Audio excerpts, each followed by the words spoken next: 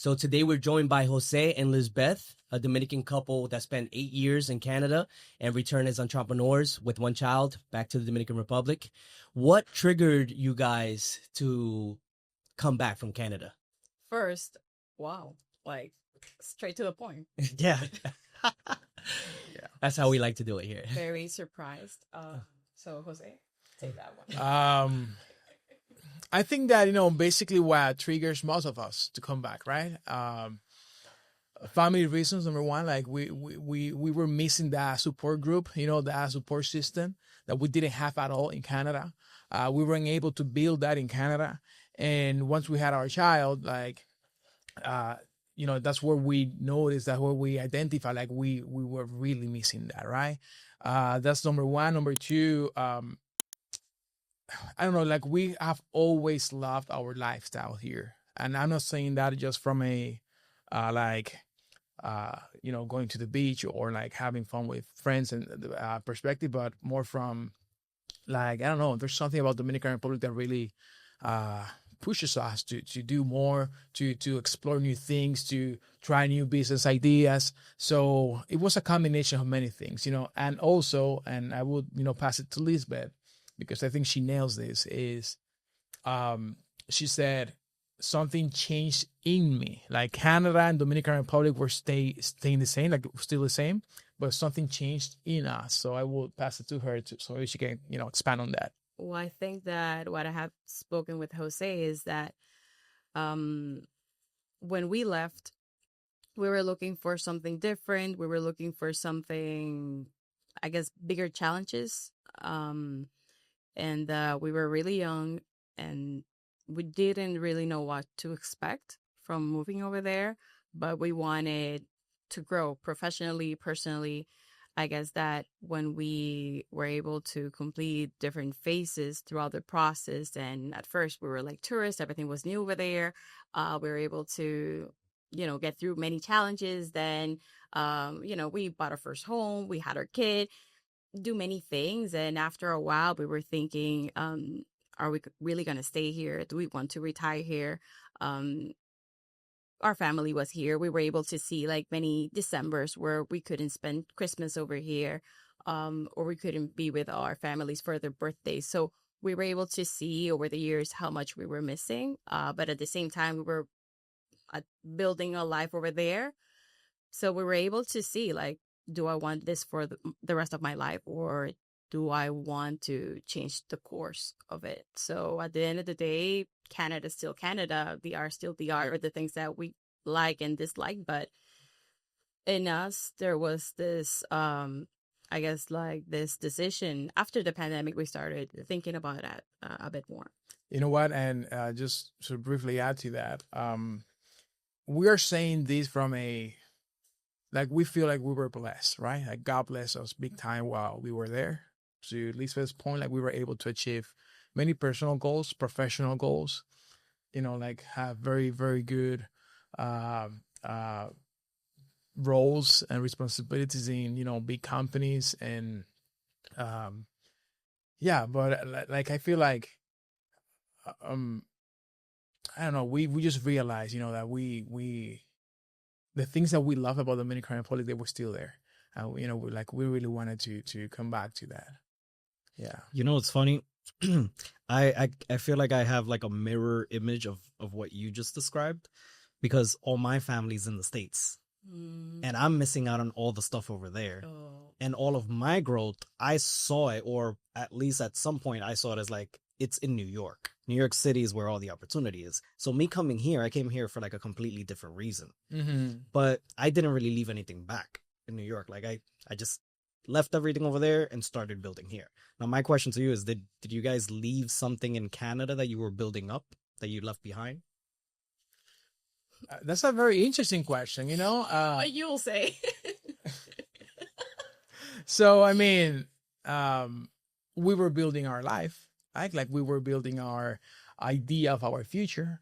Right. We were building, the prospect of retiring there and like raising our kid there. Like we were building that, and we felt like, we were on a good track towards that. Okay. But now the real answer, no, I don't feel I leave like I left anything there. That's Actually, the answer I was expecting. like I don't want for people to take this the wrong way, but I feel so at peace and at home here that honestly, like, I don't have time. I don't have the energy to think about missing Canada. I think that we were able to go there. God allowed us to do many things. We were able to achieve those, and that chapter closed for us. Very grateful. Like, I don't want to sound like, I'm not thankful and right, like super thankful, but again, I feel at peace. I feel at home, and home is where Lisbeth and my boy are. So yeah, That's it. And that's the natural feeling to have, right? Because you're originally from here, so coming back home, I would imagine you felt like there was something missing. What I want to know is, how did your family react to the news that you were coming back from Canada to the Dominican Republic? Easy. They were just like ecstatic, excited. Like, they were like, they wanted us to be here. They didn't want us to leave, so they were really happy. Family, like, they were supportive of it, right? They were super excited because we were coming back with a grandchild. Oh, Right. of course, yeah, Nice. yeah. But like society, of course, that's not the popular decision. It's not the savvy decision. Like, once you leave Dominican Republic, You don't go back, right? I mean, According to the people here, right? yeah. No, in the exactly. States. Well, I'm Sorry, Yeah. according to the people, the diaspora mainly. Yeah, they're like, Now that you say that, like, I remember that before making this decision, I used to talk about that with my friends in Canada, and just like entertain the idea, like, oh, what do you think if I would just go? Like, what would that meant? Or like, why would you do that? Are you crazy? Like, this is a third world country. Like, there's no electricity. Sometimes there's no water. From who? From the people here? People or in Canada. Oh, Both. people in Canada. Both. But Both? Okay. at first I started like, sharing the idea with my friends over there. And I used to get that, like, why, if you have, there's like this, I guess, this point of view of people that if you have your papeles, if you have, residency, citizenship from anywhere, and it's outside of the DR, like, if you have papeles, why would you be here? why would you come back? Like, why? Like, why? There's no And need. we talk about this a lot because, like, we feel like it's very taboo to come back once your family goes to, like, a country like the US or Canada or Europe, most places in Europe that's deemed to be more advanced and have more infrastructure.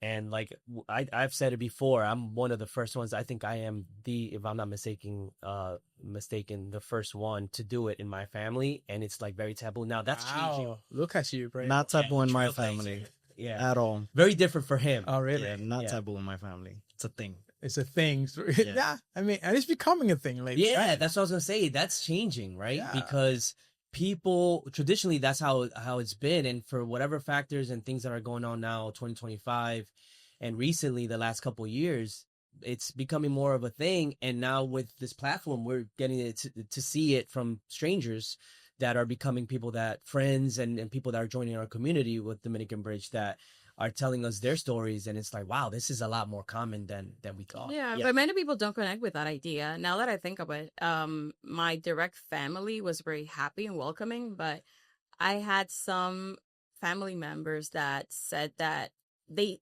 said it directly to me that they thought that it was a mistake.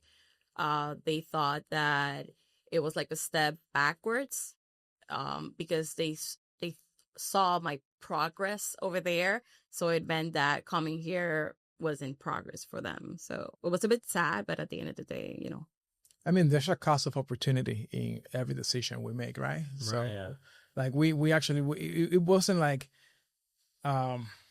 we took our time, right? To actually come together with that idea and like actually, make our plans to come back. So like we had time to actually put things together, put things on paper, just understand if it made sense. And it makes sense to us, right? So for people that are not in our situation, that are not in our shoes, they won't get it. And again, we're saying this from a privileged position, right? Like we were able to achieve many things. We are thankful for what we were able to do in Canada, but like we didn't feel bad about leaving that behind because again, I think that, like actually everything that we were able to do in Canada has enabled us to take our businesses here in the Dominican Republic, to take our marriage to another level, because we were able to mature in Canada. We were able to see new things, better things, maybe new processes, new ways for doing things here. And I think that, there will always be a piece of Canada with us that we are on a daily basis actually like executing, right? So for such a long time. Almost many winters. So many Canadian winters. So there's a reason that a lot of people are coming back to this country. Yeah. It's not only the fact that the countries we're coming from have changed, but the DR has changed like a ton. True. DR has changed more than the countries we're coming from have changed, actually. What would you say has shocked you the most about Santiago specifically? Like in the times you've been gone, what is like the biggest shocker? So let's ask Guia Santiago. In terms of lifestyle, many things. I remember that when we left, I used to see so many places outside of DR that had e-commerce. And, since we're in digital marketing, we already knew how to implement e-commerce into like a store, how to do like marketing and to promote e-commerce businesses. And we wanted to do more of that over here, but that was still, in growth stage. Well, in initiating. So I guess that as a consumer, but also as a marketer, it was very exciting to me to see how there was, I guess, a different way of marketing over there. So that was very exciting when I got to Canada. So in these past like 10 years, so many things have changed because like at that point, I wanted to get like, I don't know, a dress and I just couldn't get it. But now I can go online and see like not Santo Domingo stores, Santiago stores. Yeah.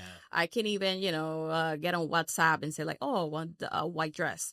And there's a lady that's going to send me like all the different dresses. Oh, what's your size? I can pay with credit card. That wasn't a possibility back then. Yeah. It was like, oh, transferencia, efectivo, cash, whatever. Yeah.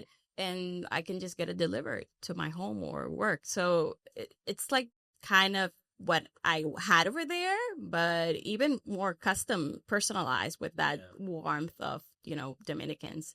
So stuff like that. I guess that also in terms of food, we have so many good options right now. Like the coffee culture has grown so much. Way big. So, Just getting started, I think. Yeah, I think that for us, as entrepreneurs, as, marketers, it was a quantum leap, actually. Because the Santiago that we left, so the first time I ever that I ever went to another country was when I moved from Dominican Republic to Canada. So it was a quantum leap there. Jump. Yeah, it was a huge jump. Yeah. So I didn't have any other point of reference before I left. So like I can see the contrast, right?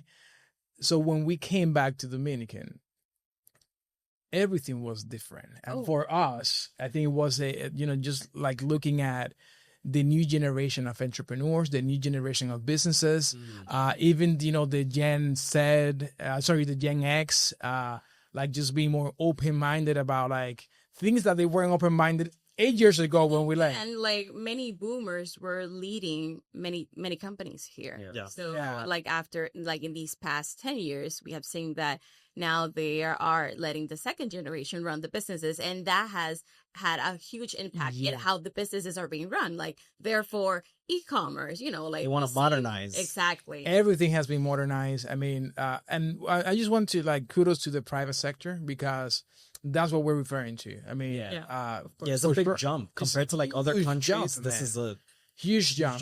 So more innovative ideas, better service or better orientation towards customer service, more international options, better processes. I think that as a whole, like we came back to different, city and country for sure.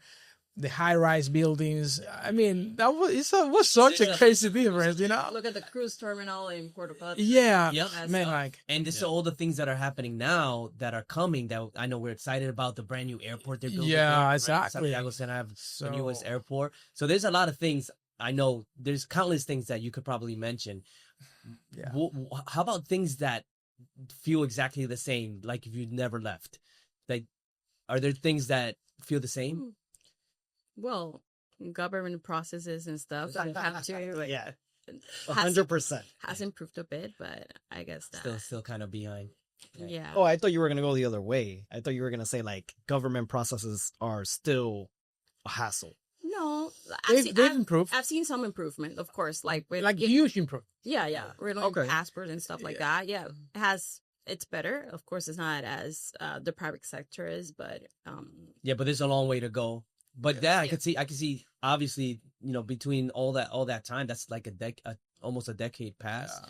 There's gonna be some improvements. Even what they're doing with the cedula now, like they're a little bit, behind with all that. But there's the new technologies with the cedula and just new processes. No, I'm You happy. pay online, right? I'm sure Yeah. that wasn't a thing, Yeah. right? Yeah, that was- Corazon and Yeah. all the utilities that you couldn't pay online. Even Yeah. when you were here, probably wasn't like that, right? Or Very. when you got here. No, not much. I couldn't pay the water bill. Yeah, really. I had to I don't even remember. I think I had to go on To go to a Corazon or something. No, I had to go on a website, which at least I had that. Yeah. But I was trying to use the app.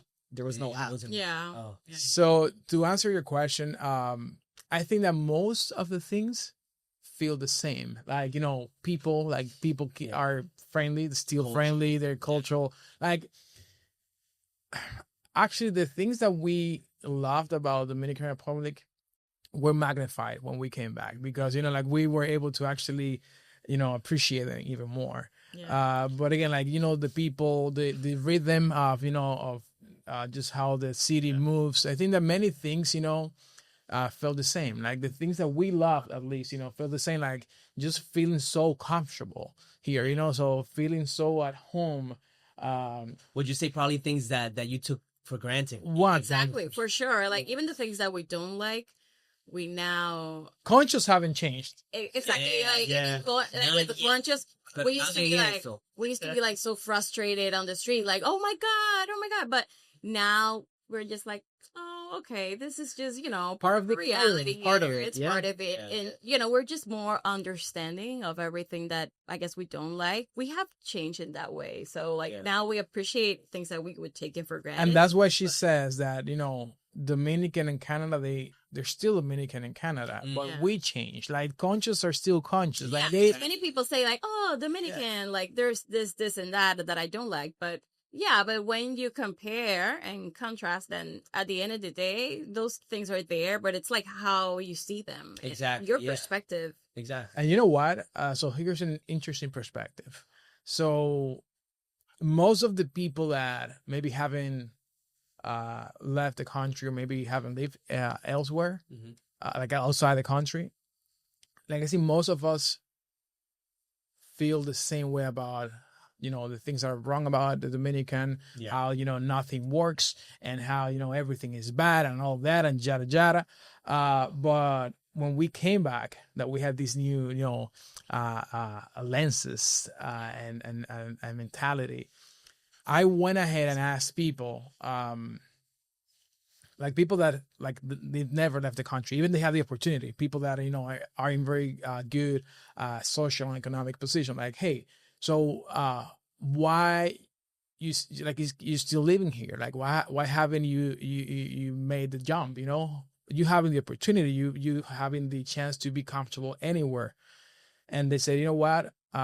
For me, there's no better country than Dominican Republic. I don't want anyone to talk negative about Dominican Republic. I just want to know and be around people that speak positively about my country. So that changed, like even the people that we were listening before leaving the country, like were the people maybe thinking the same, like nothing works, but once we came back, like we've been able to actually understand and see and learn that most people actually feel positive about our country. Yeah. Most people love our country. Yes. Most people like actually see the beauty in the small things of our country. So it's a matter of perspective, right? It is. It is. Like And I right see- now, we even love conscious. Yeah. They are hassle. They are right. Like they have to change. But before I left the country, like I wanted just to some thoughts. Yeah. That's one of the reasons that we connect so much with you guys, Yeah. because now in this new stage that we're in here, we see, like, we associate with more positive people that want to grow, Mhm. want to change things, how things are, want to improve things, and instead of constantly thinking about the negative and okay, what are we going to do about that, right? Yeah. Right. It's interesting because the people that we speak to, I know me personally, and I think we've spoken to people together on this subject, like you were saying, Jose, with if you're in a better position, even more so, right? And people that I've noticed that have gone to, in my example, to the U.S. to visit.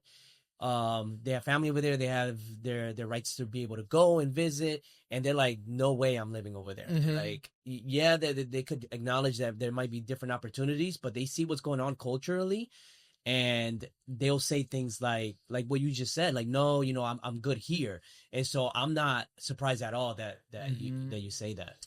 So for those people watching that might not know Lisbeth, you have a following to show Santiago, showcase all the great stuff that's coming up, and just basically give like the positive picture of the city and the changes that it has been.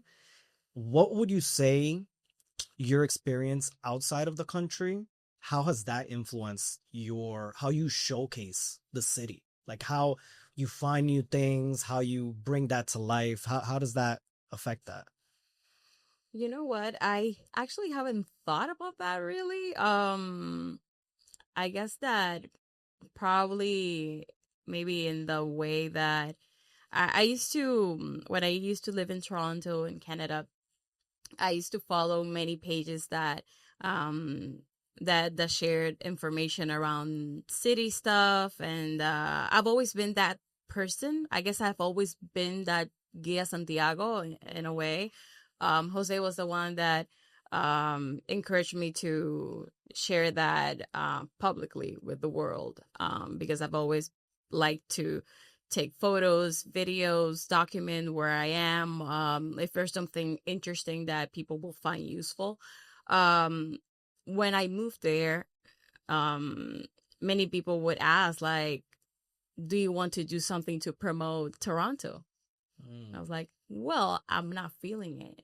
Yeah. It's just, I like to share, a nice restaurant or activities, something, what to do in terms of entertainment. But I guess that what I took the most was mostly on, I guess, how to present things, most like maybe on the business side of things, because the account has grown to a point where we work with brands to do sponsored posts and stuff like that.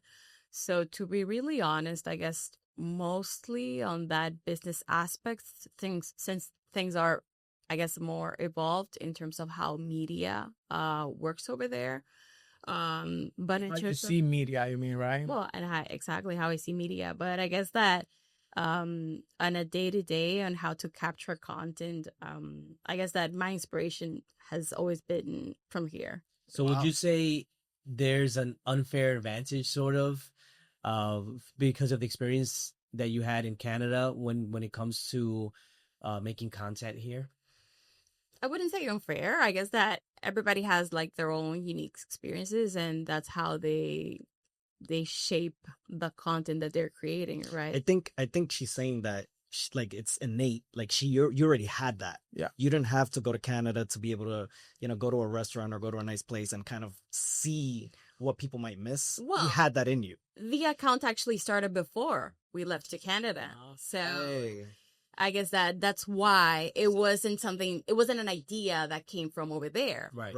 Actually, when we were, like, before leaving Canada, I was like very sad because then we weren't going to do it anymore because it was like a local initiative. Right. So, but yeah, I wasn't feeling it over there, so it didn't make any sense. You must have been excited when you came back and you're like, hey, I can do this again. Absolutely. So listen to this. So we came back 2 years ago. When we left the country, right, 8 years ago, like, unfortunately, it was a very sad, phase for us not to continue with Guia Santiago, for Lisbeth not to continue sharing stuff and just like missing out on the evolution of the city, right? Well, and we have always considered ourselves like ambassadors of our city because we were both born here and we grew up here. So for us, it was very important to showcase with others how good the city is and things to do. Many of our friends said that, oh, we need to go to the capital. We need to go to Santo Domingo to do X, Y, and Z over the weekend. And we were like, really? Like, why don't you do this? Why don't you do that? So it was mostly a way of sharing that. So Lisbeth, she was the first, like, I kind of like in that group that was born in Santiago, like foodie style, lifestyle style. And like, she was the first, like, IG account to actually like go mainstream, right? From our city. And just for you guys to understand like how genius Lisbeth has been. And, everything falls into place. But when we left the country, she had like maybe 10,000 followers, right? And then we start posting. Like we went dark for 8 years. We went there for 8. Maybe, when we came for vacation, we posted something, but we went there for 8 years. We came back 2 years ago, and she being able to grow it to almost 45,000, anything 47,000, 45,000 followers. Somewhere on there, yeah. Yeah. But she took it a step forward, and you can tell by that, like how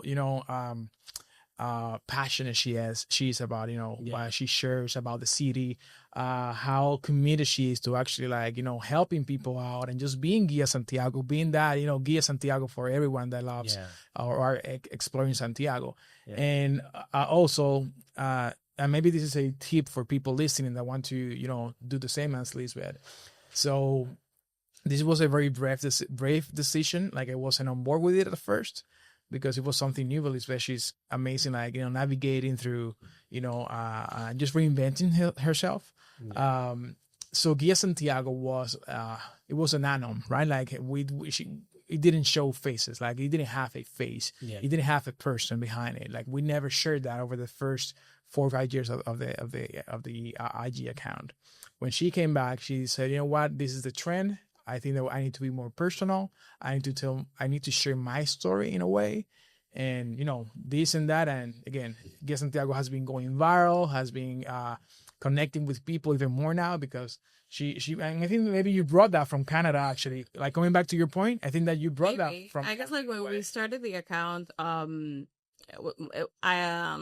started like mostly anonymous because like what do I want to say? Like, why do I want to tell, hey, I'm eating this burger? I just wanted to focus the attention on the burger or on the activity.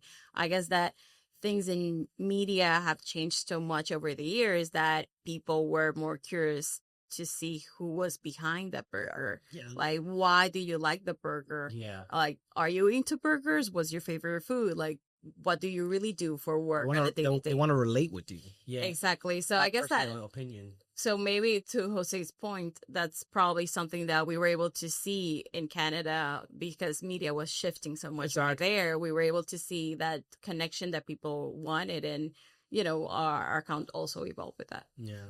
So, what don't you miss from Canada? The winter. So I think I heard you say that a couple times. I think I answered that already. Yeah, like I mean, again, this might look bad on me, but trust me, like I'm very thankful about everything that happened in Canada. But I'm very present in Santiago. Like I'm very present, on where I am at. I don't spend time thinking about what I'm missing. And we have friends there and all that, and we love them and all that, right? But like. Zero attachments to Canada, honestly. Yeah. Like I don't miss anything. I don't miss the winters. I don't miss. I don't miss Amazon Prime. I don't miss like. Oh, I do miss that. You miss that. But what would you're happy to leave behind besides the winters? The people, in a way. We love our friends, but I guess that people are not as warm as they are here. And that's something that I guess I always took for granted. And just living there, I realized on a day-to-day that nobody really cared about me. And it's just like, it just sucks. Yeah. And what I mean by that is Jose had 2 family members that passed away a while back, and 5 minutes apart. exactly, like So I received a phone call 5 minutes apart. and then he got another call. He was in the subway going on his way to work, and he told me that he just started crying, I crashed. and like nobody really cared. Yeah. Nobody asked him like, "Hey dude, are you okay?" Like over here Everybody would be like, "What's going on?" Yeah, exactly. Hey, like, how can I help? Do you want some water? People really cares. It's amazing. But Like we naturally care, Exactly. Yeah. so that, I guess, maybe first year was fine, second year, but it came to a point where, It weighs on you. yeah, Big time. yeah. If someone's considering moving to Canada along the same lines of what we're talking about here, what would be your honest advice right now? If someone is considering If they're considering to move to Canada. where? to Canada, Do you mean from here or in general? From here, yeah. Like how you guys did. Yeah. I know what Jose will say about this, but I do encourage people to go if they really want to. If they're very curious, it depends on the stage that they're in. Mhm. If it's to stay there for their whole life, I guess that what I'll think because I'm here, right? Yeah. So I don't think it's the place for you to retire, but it's interesting to grow as a person, to grow as a professional, to see something different, to learn about different people. We were able to have friends from different nationalities, I think that's a big one. yeah, Turkey, Huge one, Brazil, Nigeria. So that was a blessing, and I'm very grateful for that. I also was able to see people from different religions and, understand their beliefs, and even to be exposed to that. That was something that I wasn't exposed to here. Right. Really. So, if I guess it depends on the stage that you're in terms of your life. If you have children and you have a more stable life, you're thinking about like that stability for the future. I think that here people have much more, a bigger support system. Like you can get help easier. It's a warmer country, not in terms of weather, but in terms of the warmth of people. Yeah. But if you're maybe young in your 20s, maybe Would you say it's like, I have my own viewpoint on this, but in your opinion, you think that's where the growth would be? Like moving out and like moving out of the country, like being exposed to other cultures, being exposed to like other opportunities. Is that the growth? Or would you say that this country's already kind of matching where that is?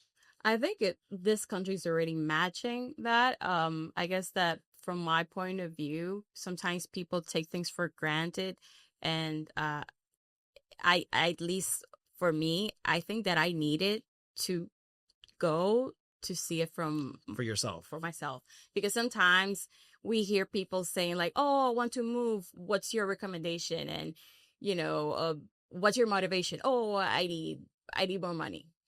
Okay, so let's build a business plan and let's see how you can execute it over here. There are so many opportunities. Since we're a developing country, there's much more opportunities over here than over there. Right. But it's crazy. Like sometimes people don't see it. So I don't know. Like from my perspective, it's hard to say. Like is that person seeing those opportunities and is willing to do the work and grow here, or do they really need to crash and burn and and then come back? I don't know. Yeah, I have this conversation with people like here often naturally. I know a cousin of mine, his coworker, we were out for a night smoking a cigar at a bar and having conversations, and he was getting ready to leave to the US. First time, he was very excited, rightfully so. He thinks, in his opinion, that that's going to be a great move. And It's just funny because it's like, no, Grass is always greener on the other side. exactly. yeah, right, until you actually go there and see what's up. So the conversations I was having with him, because here we are sitting down in a bar, and I have been here at that point, I don't know, 8 months or whatever it is, a year, and he's talking about passionately why this country sucks. Yeah. You know, that he's from here. Born He and was at raised. that stage. Yeah, Let's- that's it. So let's interview him 5 years from now. Yeah, there you go. Yeah. That's it. And I was, you know, kind of like doing the same thing, kind of like trying not to giggle, right? Yeah. Because I have had that experience, and to be fair, everybody has their own experience. But in general, I was born and raised in the U.S. and I'm here, and I see these things that we're talking about now. And this person, unfortunately, has not seen it, so he has his own biases, his own Yeah. opinions, right? And so he was talking about how, man, I gotta say it because it's just ignorance and stuff, and then he'll find out. Yeah. And he was, I was talking about just kind of like how unfair it might be for certain nationalities if you're a minority in the U.S. at times, depending where you live and different experience. Everybody has different experiences with that. And he was telling me, no, man, the U.S. isn't racist.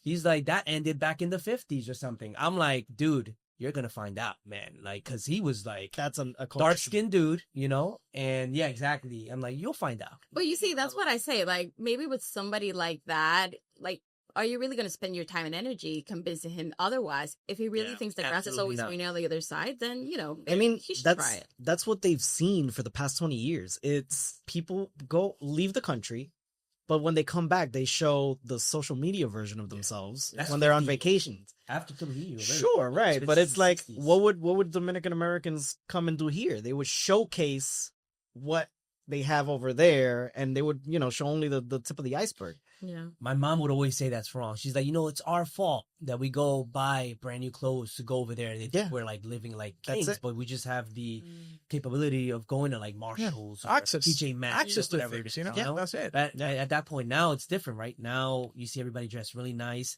The mall for the naysayers here in Santiago, I know it hasn't been that long, but I mean, I was there the other day. It was packed, and you know, we were leaving, right? I think we were with our families, and we were leaving, and people just kept coming in. And you know, there's people that we spoke to that are old school, and they're like, "Oh, you think this is gonna work? You think that's gonna work?" It's like, yeah, you know, things are Yes, changing. this is These gonna people work. don't invest into Yeah. big projects like these big hotels here in Santiago and in the country, and these projects without data, without knowing trends and what's, you know, this is big money. And so yeah, I think it's gonna work. You know, these people aren't gonna make that huge of a mistake, right? And so, you know, things are a lot different. What I would say to you know, to people, and you know, so some maybe learnings and thoughts, right, about the perspective of, I don't think you need to go abroad to understand how cool of a country we have, and you know how privileged we are to actually be living here. I disagree. You know, you disagree there. Okay.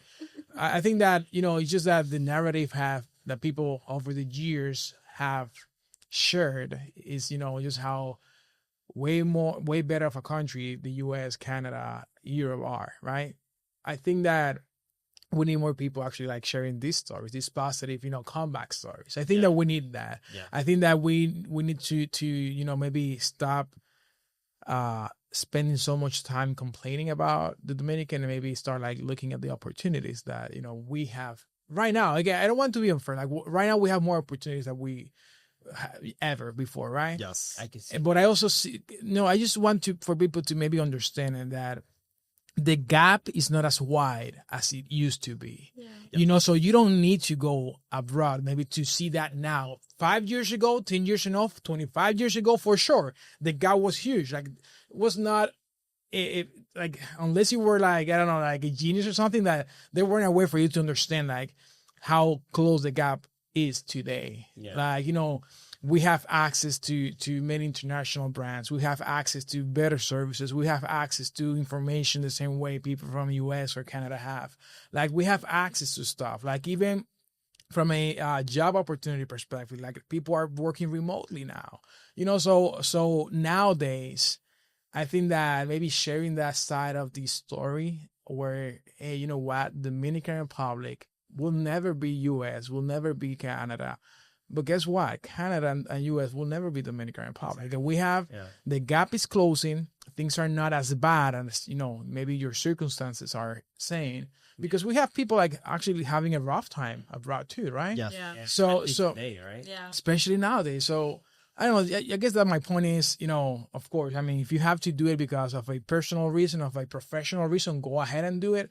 But that's different than doing it because you hate this country because you think that this country, anything works. So you know what? Like, I think that's also one of the reasons initiatives as Dominican Bridge are so important, because they bring visibility to all of this. That's what I'm saying. Thank you. Like, I think that we have all of those conversations, but behind closed doors. So we talk about it. Yeah. We know about it. We're like this group that this is what we believe, or this is what we have seen over there. Right. But we don't share it as often. It made me think about the mixer and the conversation that we were having. On the mixer, we were talking with someone that he lives over here. He hasn't moved abroad ever, and he was saying like, well, it would be interesting for me to move abroad, maybe because of X, Y, and Z, and and Jenna was over there and saying like, oh, tell me your reasons, and we were all sharing. And at the end of the day, people say, oh, there's corruption here, or there's this happening with politics or X, Y, and Z, right? Yeah. I will take whatever's happening here in the Dominican Republic from a political perspective. I will take these, versus what's happening abroad. And it's interesting because Grass was right there on the other side. And when we were in Canada, first year it was just like, oh, we're just learning about the country. And it came to a point where like, oh, now I can vote here. Now, I'm a citizen here. Like, I'm already invested. I know what's really happening. I see the news. Like, there's stuff going on over there. Yeah. Like, and, talking about the news, the story I said earlier is like usually those people in those positions, like this particular person I was talking about, admitted that he watches the news all the time. Oh, did you see what happened here? Is like, yeah, do you think these things don't happen elsewhere and much worse? Maybe your life is going to be in much more danger in these other places. Have you considered that? And so they're looking at negative news all the time, right? So, and that goes to for anyone in any country, right? That's why I don't really watch the news like that. Yeah. I like to stick to our newsletter. By the way, anybody that's watching this, the newsletter is a great source for information. I know you guys seen it. I know you're subscribed to it, and it's news about what affects us, right? And so it's not going to be just random negative news, because that's what gets eyeballs, right? Mm-hmm. And so that's what tends to happen, and then you start spiraling into like, oh, the things are so negative and stuff, which there are some negative things, but like you said, it's the grass is not always greener. Yeah, you know what, but we need to talk about it.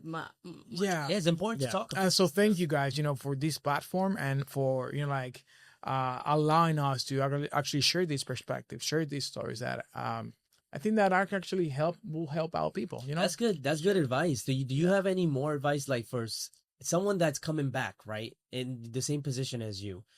Do you have any more advice, like, as far as the friends, that the way that you're going to be received? Are the friends different too? By the way, like, are the friends a little bit different than what you connect with, right? Like, yeah, exactly. I guess that you have certain circle that, imagine you knew people 10 years ago. Mm-hmm. You have changed. They have changed. Mm-hmm. Yeah. So right now we see things from a different perspective. I guess now we see it as Dominican Canadians. So we're coming with a whole new set of eyes.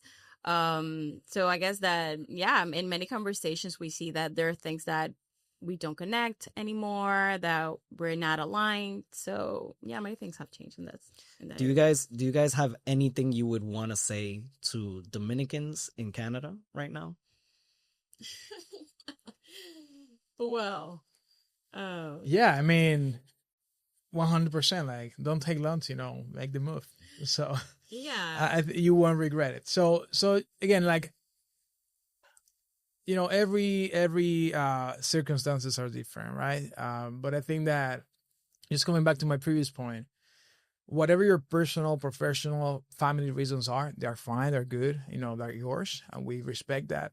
But I just, whatever decision you make, whether you're moving from Dominican to abroad or from Canada to Dominican, hopefully you can see the beauty that we have in here. Hopefully you can see the good things, not only the bad things, because I think that's the wrong mindset, right? Like, we spend so much years and time complaining about the Dominican Republic, just looking at the bad stuff, the not so good stuff, that, it's not apples to apples. It's not fair. Like, we are being biased in our own perspective, without noticing it. So I think that whether you're moving from here to abroad or coming back from abroad, make sure you see the positive things that we have in here, because this is a great place for your family. This is a great place for your businesses. This is a great place for growing as a person, you know? So I think that would be my 2 cents on that. And well, thinking about our friends in Canada, like especially our Dominican friends, the ones that, at least the ones that see coming here as still a dream, I guess that what I would say is think about it, but try to materialize that dream. Because many of them see DR as the place to retire, or like that they're in Canada to work, and there will come a point in which they will be able to come here and actually live and enjoy their lives. So they see Canada like as a face, you know, but many people are also, once they're over there, to make the transition and move again, it sounds kind of easy, but at the same time, you need to think about logistics and, you know, what your income will look like and how are you going to make a living. And you need to think about all these things. So sometimes for someone that has been living a decade abroad, it's hard. You know, you have your family and you need to think about all that. So yeah, I guess that's what I would say.